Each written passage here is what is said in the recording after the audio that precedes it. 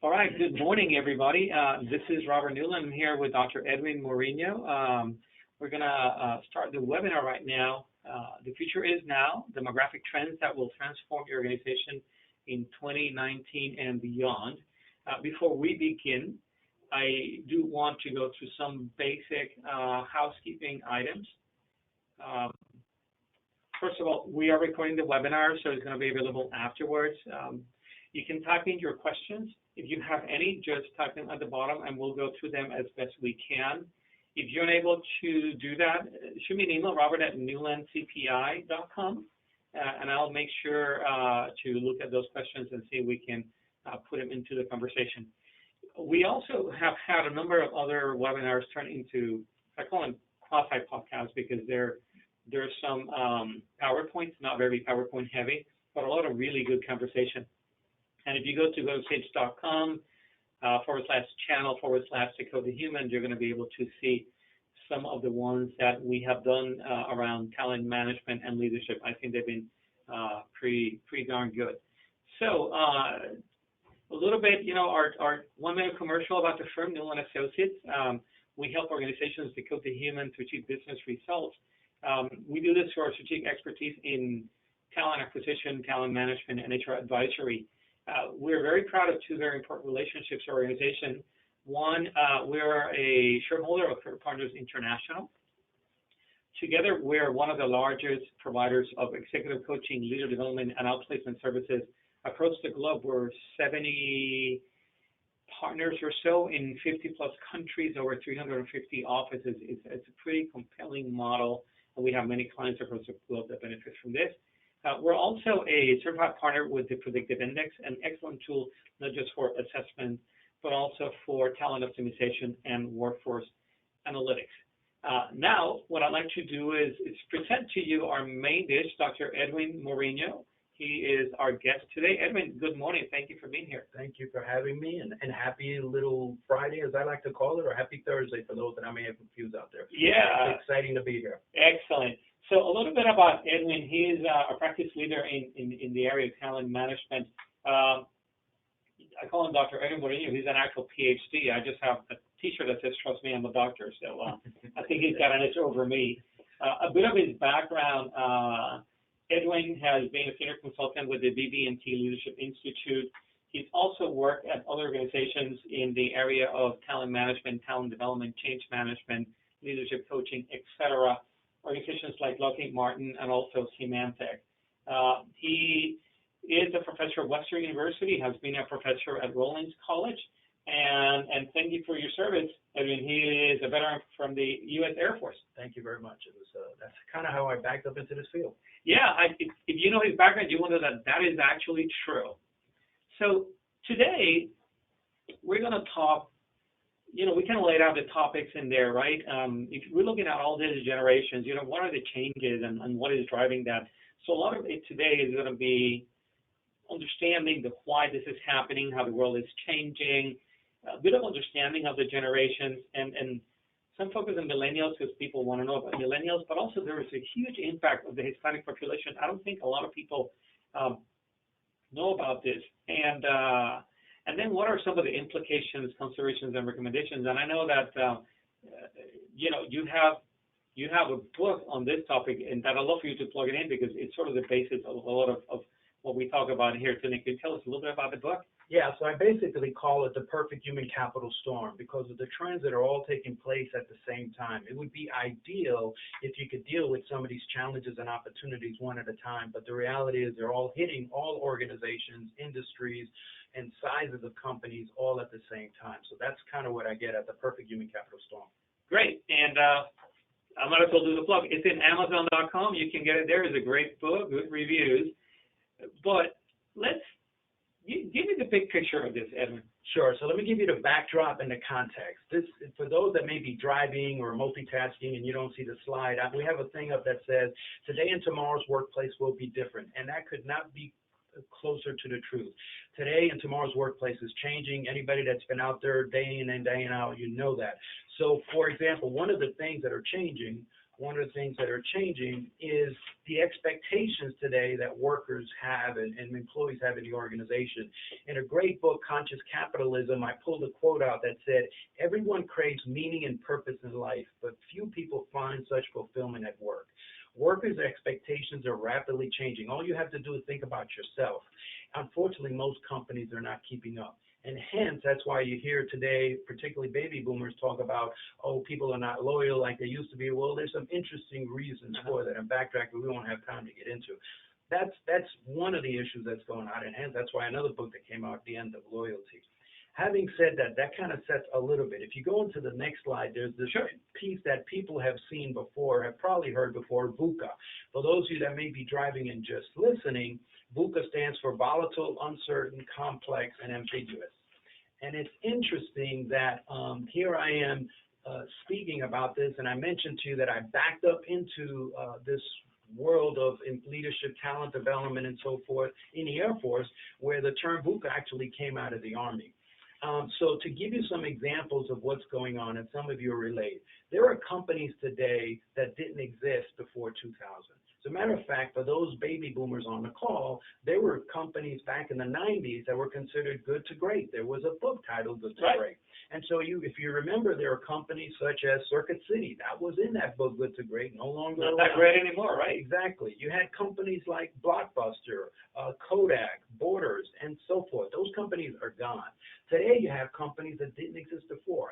Amazon, LinkedIn, Pandora, Netflix, and so forth, and the business models that didn't exist, Uber, Airbnb. So things have dramatically changed. Now, one of the drivers of that, obviously, is the technology explosion. I don't know how many of you know this, and I find it interesting. Robert mentioned earlier I was a college professor, and I had students come in with 2, 3 different types of gadgets to just listen to the class.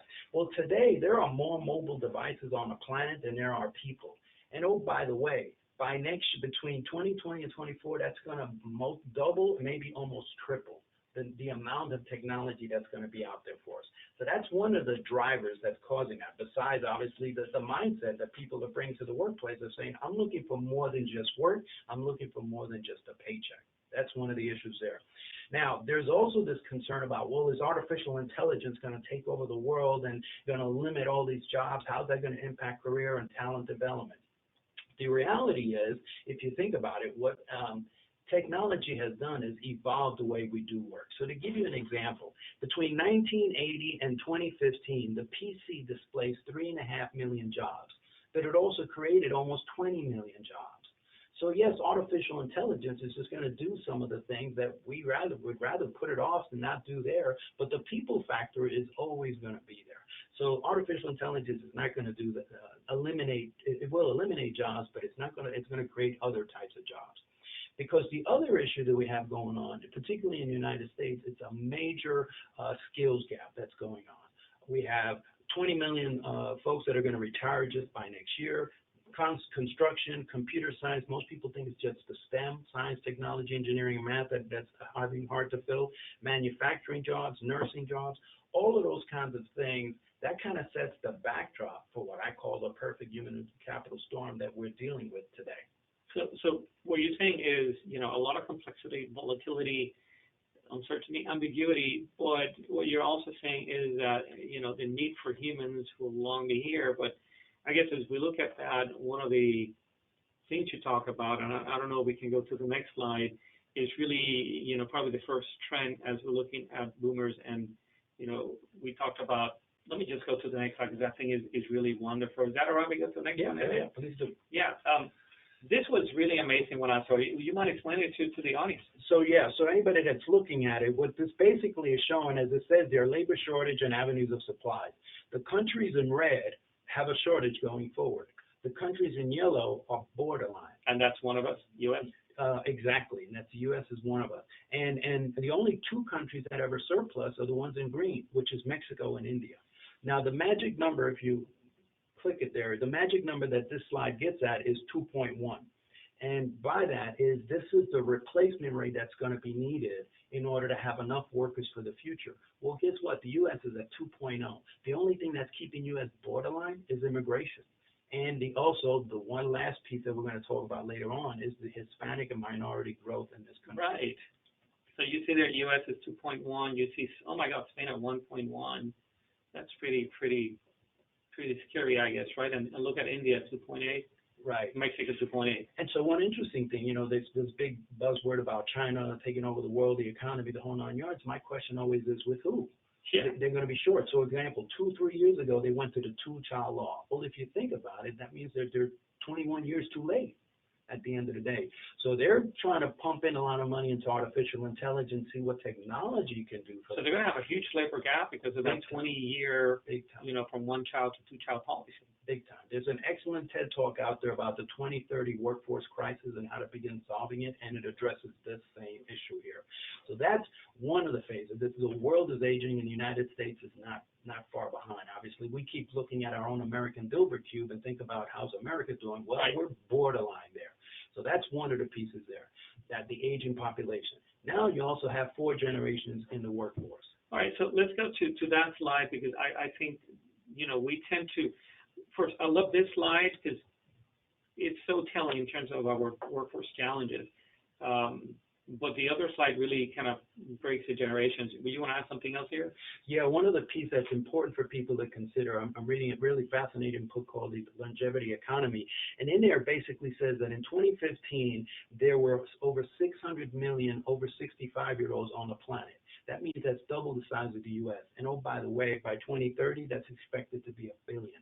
So organizations are going to have to figure out, what do we do with these? And they're not all going to just go retire somewhere. Yes, there are people retiring, but there's companies that are going to have to think about different policies and practices, HR policies and practices to go, we can't afford this brain drain going out the door. Yeah, so I guess before we get into specific demographics, clearly, as a country, we are borderline actually below the required replacement rate of 2.1. So not only are we enjoying full employment and a strong economy, but then we're also looking at the fact that we're not just short because there's full employment, but we're also short because the replacement rate, we're falling already below what is expected to be able to keep up. Right, and what magnifies that even worse is the skills gap issue that I mentioned earlier. Yeah. That creates some problems too. All right, so let's talk about generations. So here for those that are looking at the slides, you see the 4 generations. There's some information you can read there, but the 2 that get the biggest play is the baby boomers and the millennials. Those are the ones that are getting a lot of information out there, a lot of books written about them, and research papers and so forth being written about them. So I'm going to specifically focus on those 2 to start with. To begin with, let's talk about the baby boomers. The baby boomers, over the next 20 years, 80% of the workforce, which is kind of backing up what we just said a little while ago, are going to be over the age of 50. 70% of them expect to continue working, partly because they didn't get ready for retirement, partly because they're feeling pretty good still overall. As a matter of fact, in the 1900s, the average life expectancy was 47. Today, we're at 80 plus. So you can see why people are feeling better, more healthy all the way around. So that's creating some interesting opportunities. And what's creating opportunities, at the same time challenges for organizations, is that for every 2 experienced workers leaving the workforce, only 1 relatively inexperienced worker will be joining it. So you see companies out there that are trying to tackle this already. Example, BMW, Volkswagen, and Audi are working on how to retain their highly skilled aging factory workers. Harley Davidson, anytime you see a Harley Davidson out there, yeah. The average consumer is 50. So they're actually creating new motorcycles so for that aging population can still continue to use their Harley Davidson type of thing. So that's one of the issues that's going on with the boomers. Now, if we look over at the next slide, we talk about the millennials. Yeah, let's go to millennials.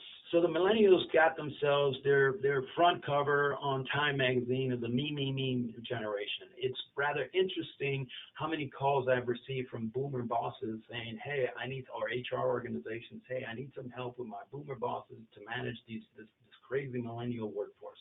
And the other way around too, the millennial bosses managing the boomer employees type of thing. And here's the dichotomy, and I think sometimes what's injecting the myth, because I've had boomers talk to me and say, what do we do with these lazy millennials and they're not loyal and this and that. My question back to the boomers is, who raised them?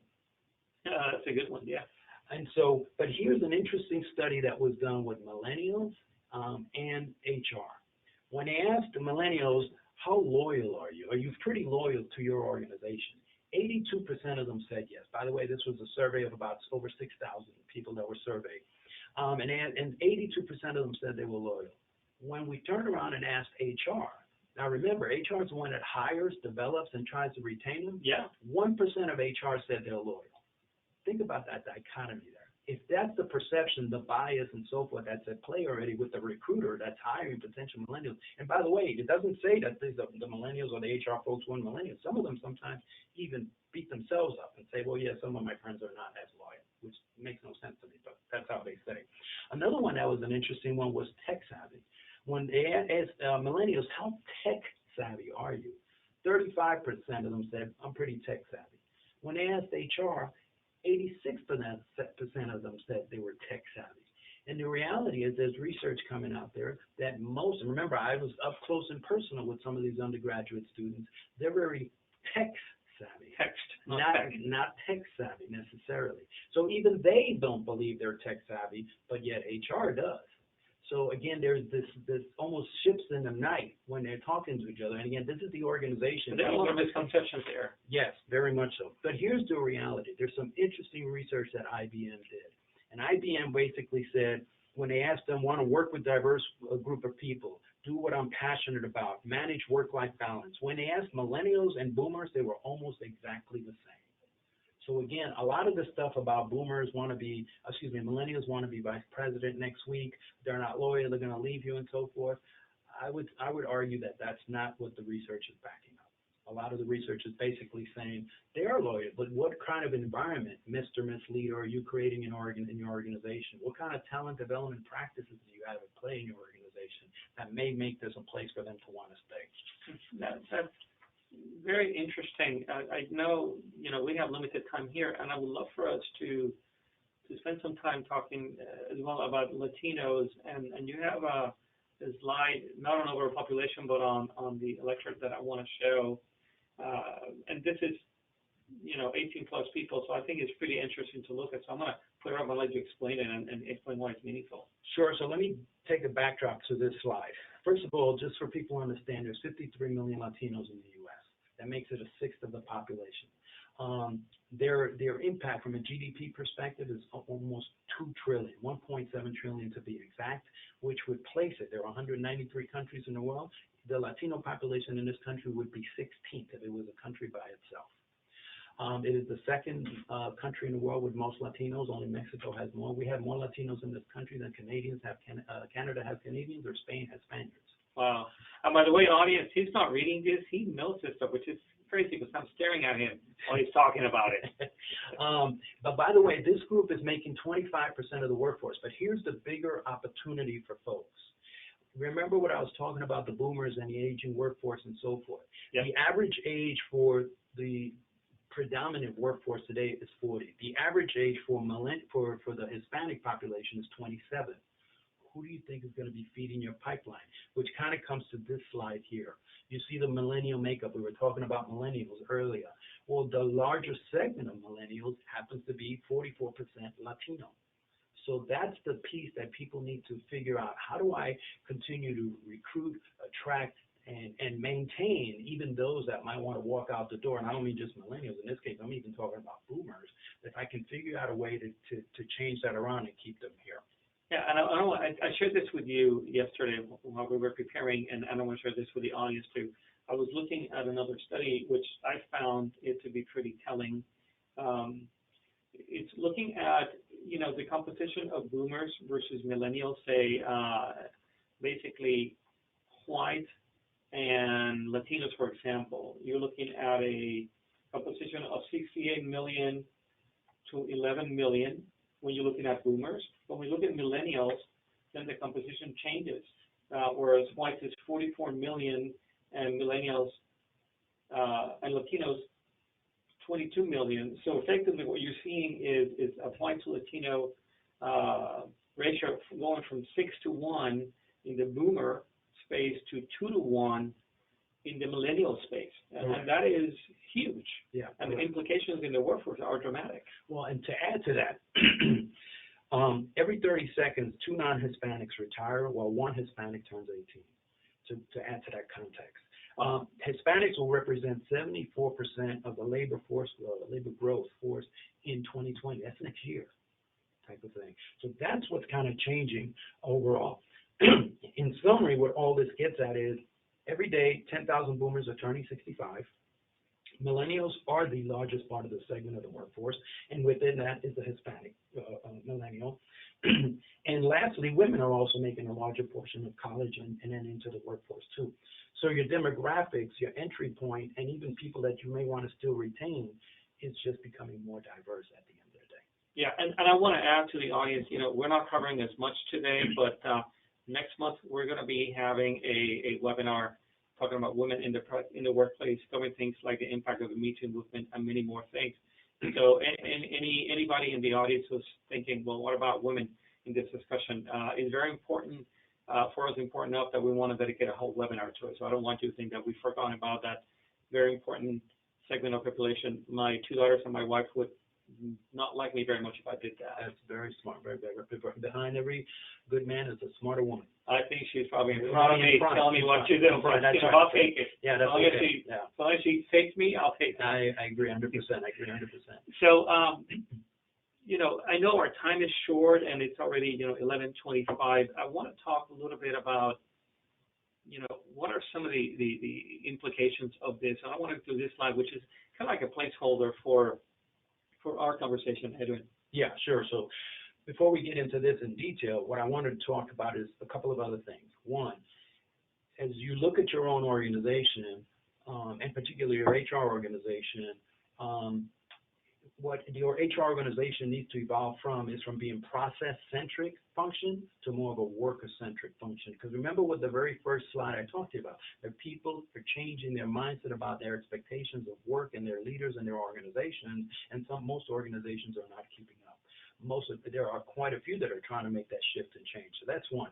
Two, when you look at the best place to work, the top 100 companies, the criteria for them to get in there is they invest in their culture, they put people first, they believe in career opportunities, they promote strong leaders, and they recognize it's not all about pay.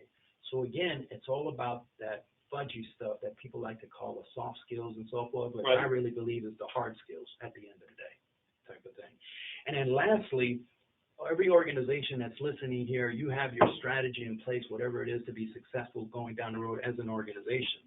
However, I would suggest to you that cultures would really enables or stifles your growth and opportunity forward. We already talked about companies that disappeared, and at one time they were good to great. So even being great doesn't guarantee you're going to be here next week, next year, type of thing. So again, culture is very important, and the one that creates and drives that culture is the leader. And there's been interesting studies, quite a bit being written about it, that leadership effectiveness and organizational culture are the primary contributors to the business performance, in other words, to the bottom line. So how do you then, because I think this is probably one of the most interesting areas to me, is if you look at talent development strategies, how do they need to differ, say, between, just to pick on the two most talked about groups, which is, boomers and millennials, how do they need to differ at all as an organization? Anybody listening here say, well, what do I do in talent development? How should it be different, or should it not? So yes and no, and I don't mean to answer it in a flippant way, but it's not just a black and white answer, because we're dealing with complicated issues. So, for example, from talent development strategies, I think organizations need to look in the mirror and recognize, do we have a comprehensive talent development philosophy and infrastructure? Not one that's just for the top 10% that we're trying to develop and promote to be our managers. Are we taking care of the organization overall? Does John, Jane Doe, that may not be a vice president next year or in the future, do they see themselves as being being included and having career opportunities, whatever they may be? So that's one. Two, from an HR perspective, and I see more and more HR organizations going that way, we need to get out of the silo mentality. What do I mean by that? Sometimes in the past, well, the vice president might call in, or today is now the chief human resource officer, might call in compensation to have a conversation. I think at the end of the day, that CHRO today is having more conversations with everybody on the staff, because the compensation conversation is going to have an effect on performance management, is going to have an effect on talent development, succession planning, rewards, all of those kinds of things. They're all kind of interconnected, and organizations need to keep that in mind versus the siloed mentality that I've seen back in the 90s, that's beginning to shift and change, and I've worked with companies to try to change that. I think that's going to be important. So that's from a talent development perspective. When you get to HR practices, as an example, there needs to be options for older, younger, and diverse workforce. You need to be able to, everybody needs to have an opportunity. Not everybody wants to be a manager or senior director or vice president down the road. They may just want to be a functional expert. Then make sure you have those paths for everybody. That it's not, diversity and inclusion is about, one thing is about being invited to the party, the other thing is about being asked to dance.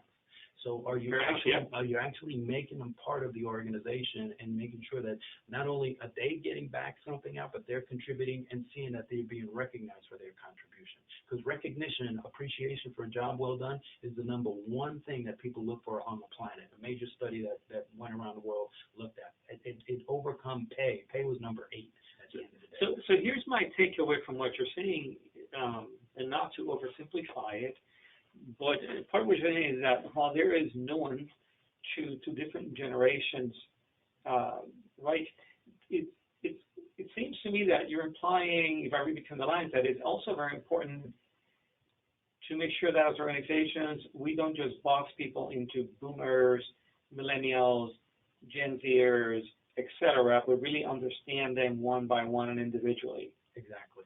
Which takes a lot of time.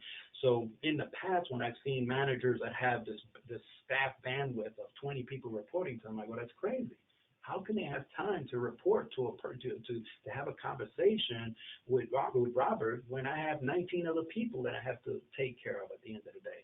So those managers, we need to develop them well. That's a key part of it. Leaders need to be developed well, held accountable, and rewarded for really taking care of their people. That's an important piece. But they need the time to be able to do that. So here's what I like about what you're saying. It almost sounds counterintuitive in the sense that a lot of what you hear out there is, well, let me tell you about how to manage millennials, or let me tell you about how to manage boomers. And I remember actually speaking at a conference where one of the speakers was a former head of talent for a major social media company, and his presentation was around millennials in the workforce. And he created the box, he painted the box, planted flowers in front of the box, and explained how millennials are, and excuse me, and I asked the question, well, I understand millennials may be like that, but millennials are not set frozen in time.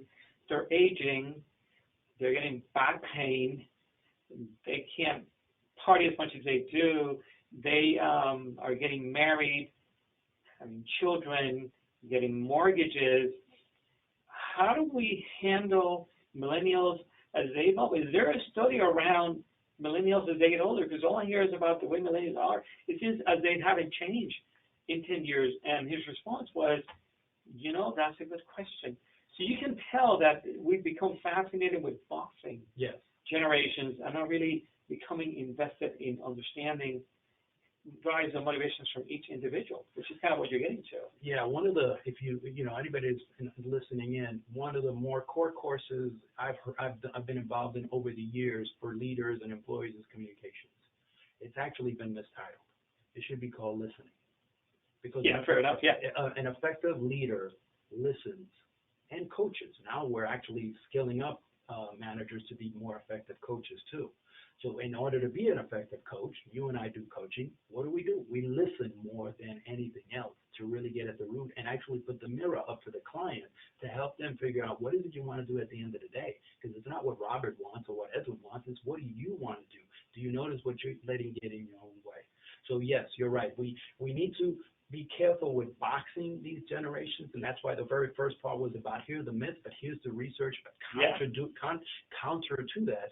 And at the end of the day, you have to have you need to create an organization that your managers, if you're going to hold them accountable, and HR needs to come to the table with these practices and policies and educating the leaders that you're going to have time because we're going to hold you accountable and reward you for really being an effective leader at the end of the day. So two thoughts come to mind as we have this conversation that I'm hearing a lot about them, and I think they're timely.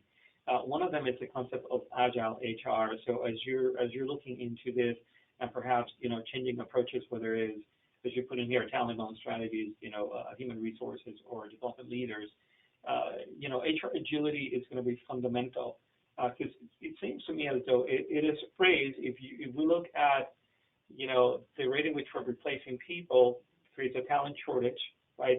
Leveraging the Latino population, certainly understanding some of their motivational drives as well and their culture, but at the same time understanding that it's not about boxing them either, like we do millennials, but really understanding each individual. The other terminology that really comes to my mind that we're hearing a lot of now, which is really great, is you kind of said it as well, is moving from the sort of HR systems and processes to the employee experience. Or and if she's listening, Jill Seeley, our VP Talent Management Services, she's going to get a laugh out of this.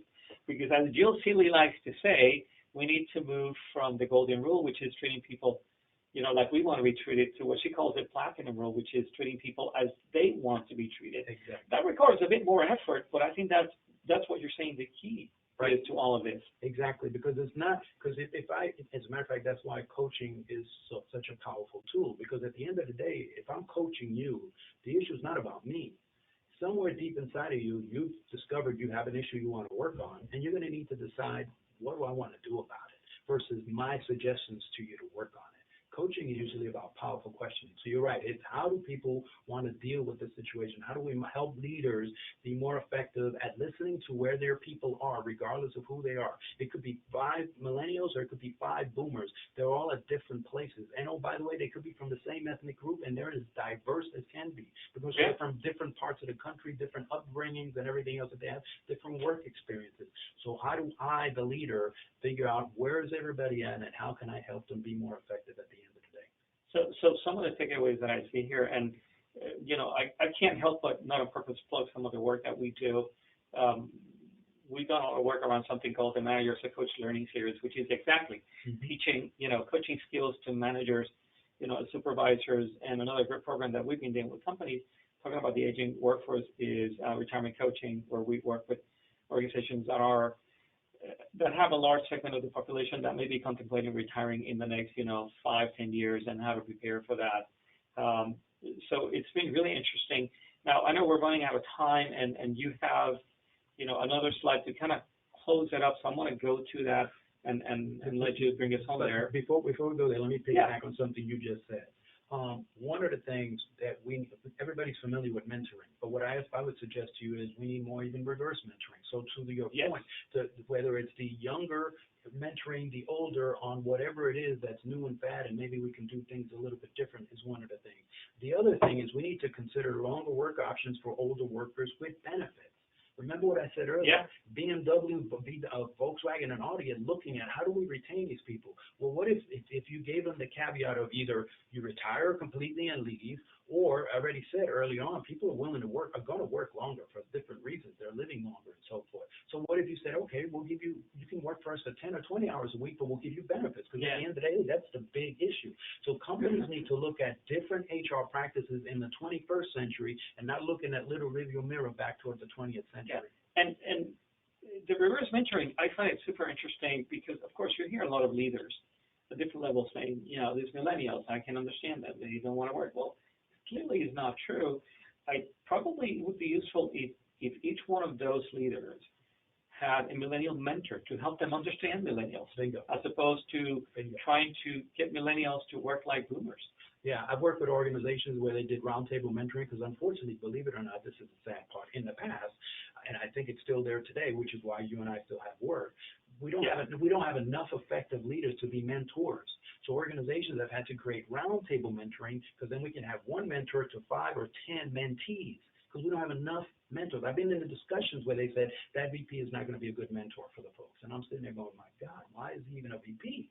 So for different reasons, but obviously he is not demonstrating the leadership role model that they need. Well, and I think that is probably a good segue to what comes next, which is, it talks about leadership. And you want me to go one by one, or you want me to can just bring it on later. So basically, my uncle Einstein here says we can't look at the problems that the problems we have cannot be solved with the same level of thinking. So we can't be looking into today, the 21st century workforce, with models and ideas and concepts and paradigms of the 20th century. We need to come up with different HR practices. We need to come up with different processes. And at the end of the day, what is it seems like it is is the word. What I mean by that, in the 90s it was empowerment. Then now it's become engagement, and now it's evolving already into experience, workplace experience. So it's all about the E's. And so what I put here is, leaders, at the end of the day, drive and change organizations. You've heard over time that people don't leave organizations, they leave bosses. And by the way, BOSS stands for behaviors of smart and not so smart supervisors. And so one is, do you have a learning organization, constant learning organization, reinventing yourself? Remember those organizations that disappeared. At one time, Blockbuster was going to buy Netflix, and it didn't. We know what happened. So is this organization constantly learning? Is it agile enough? Is HR agile enough and reinventing itself fast, in a faster way, and looking at why not try something, as long as it's within the legal paradigms? In the past, what I've seen is HR is always late to the game. What I mean by that is something happens. Right now is a perfect example. In some states now, people can smoke marijuana legally. And companies are now struggling and wrestling with now, what policy do we put in place? Because we have employees in different states, but our policy was don't smoke marijuana. So what are they going to do with that? They're always late to the game. It's always an after fact. And I think the HR organization that can get in front of all of these things and really look forward, that's what strategic planning is about. Here comes Agile HR to deal with all of that and get there on time. Right. So the other one is executive sponsorships, and I put sponsorships purposely because usually organizations have put one person in charge and they have the X. I would suggest to you that if you have the executive table, that they're being held accountable and rewarded, and as part of the management incentive plans, things that get measured get done at the end of the day. The other one is accountability for all leaders. In the past, I've seen organizations do 360 feedback for the employees. I'm like, let's do 360 feedback for managers. And I've seen more organizations go that way. When it impacts their MICP, all of a sudden managers change their way of thinking, because now they're going to get input from the bottom too as to how good of a boss are you or not. Development is an investment. Over the years, I've been involved in training and development, and it's always been seen as an expense, and it's the first place to be cut. It needs to be looked as an investment. I came across an interesting quote that basically said, what if I train them and they leave? The comeback was, what if you don't and they stay? Exactly. Yes. So development needs to be considered an investment for long term. Engage and educate the workforce on the changes that you're trying to make. Continually communicate. It's all about change. Revisit and reinvent your HR practices. What are your HR practices needing to be retooled, reshifted for the 21st century that we're in? We're almost in 2020, I'm sorry. So have you shifted those HR practices and policies to today? And lastly, sharing a knowledge strategy. I've heard knowledge management over the years. In the past, I haven't seen an organization that really wraps its head around doing it well. This is a perfect time when you have 4 generations in a workforce, or at least 3 generations in a workforce. You don't want that brain drain walking out the door. Create some policies so that they don't leave as fast, and also create some performance metrics in there so that the people will. One of the performance metrics you have, Robert, is you have to not only learn something this year, but you have to share something of value with somebody in the organization or some bodies. And if that's part of your performance goals, and if it's part of everybody's performance goals, knowledge starts to be shared. Because in the past, as you and I know, when we first came into this world, knowledge was to be hoarded and kept in. Knowledge had power. We need to get out of that, and I think that's shifting to today, particularly with the technology that's out there. That information is so available to everybody. Now you have things like Glassdoor, which we didn't have before, so companies can go out there and see, do I want to go work for this company or not? So again, you need looking at a knowledge strategy to share information before you lose that workforce and create those baby boomers, and some of them are willing to stay longer at the end of the day. So thank you, Eddie. And to recap, the conversation today, because we are running at a time, we're looking at 4 generations, and we have a concern with the fact that we may be boxing them and sort of making assumptions about them where we should be looking at them not necessarily just as generations, but more at each and every individual. When you talk about reverse mentoring, it kind of, in my mind, includes with the concept of knowledge transfer. So knowledge transfer shouldn't happen just from the top down, but also from the bottom up. So you are going to have not just people then having their long doing knowledge transfer, but there may be new entrants into the organization that may know new ways of doing things that can share that knowledge with you, and that can also expand and give you more elasticity as an organization. We're looking at the fact that millennials have become the largest segment of the workforce, but also that the ratio of Latinos in the millennial is more 2-to-1, whereas with boomers it was 6-to-1. So it's a huge segment that we also need to not just embrace and understand. We're also talking about the replacement rate in terms of what we need to do, and it's 2.1. The U.S. is a 2.0, and that is with full employment. So that is a major concern as a demographic trend that how to address, not sure, have more babies, do more immigration, don't know the answer, don't want to get political on that, but certainly is something that we can't just not discuss because it impacts organizations as well. And then we have to look as leaders in HR to be able to take the actual lead on this and help organizations manage it, sort of getting ahead of the game of when these things are happening, not being in the back end of it. And you mentioned, marijuana as being one case, but certainly, I mentioned the concept of, agility in HR, right? Agile HR. Can we start getting, ahead of these things? Because the one thing that you sort of imply as well that I think we all realize is that not only are we changing, but we're changing faster than ever. So if we are not more and more agile, we're always going to be behind. To me, you want to add something, please go ahead, and then we'll wrap it up. Yeah, the other thing I mentioned to you was the whole skills gap. And there's companies out there that are realizing in 10 years, they've already come out. AT&T came out and told 100,000 employees, your jobs will not exist by 2030. So they're investing a boatload of money to retool their people. Home Depot is doing the same thing. So yes, we're at low time unemployment, which makes it even that much tougher and competitive because people are looking for people, and then you got the skills gap. So the changing workforce is here. You need new progressive HR practices and for your talent development, and you need to become an employer of choice of some sort through proactive HR practices, through effective leadership, through the right environment and culture overall, so that people will want to come work for you because they'll check before they come work. There's many tools in Glassdoor and others out there that they can see, is this company a really good company to work for or not, type of thing. So there's going to be while there's challenges, that's why I call it the perfect human capital storm, there's great opportunities here if people can look at it, the glass half full. How do we reinvent ourselves going forward? What is it we have to do to capitalize on these changes that are going on? Because the changes are not going to stop. Well, Edwin, you're a bundle of knowledge. Look forward to the next book and of course the consulting you do, with us for our clients. It's been a pleasure having you here. Hopefully we'll have you again. I want to thank everybody who has spent some of their precious time today on this conversation. And remember, at the end of July, date to be determined, we're going to have one on the Me Too movement and the impact in the workplace and many other women issues that relate to the workplace. We are about to wrap up this slate of speakers. It's going to be a panel. It's going to be a lot of fun, really good information. This webinar, remember, it is being recorded. We're going to send it to all of you who joined today. Some of you did not make it today, but we'll send the recording as well. So thank you, everybody, and have a great rest of the day. Have a great one.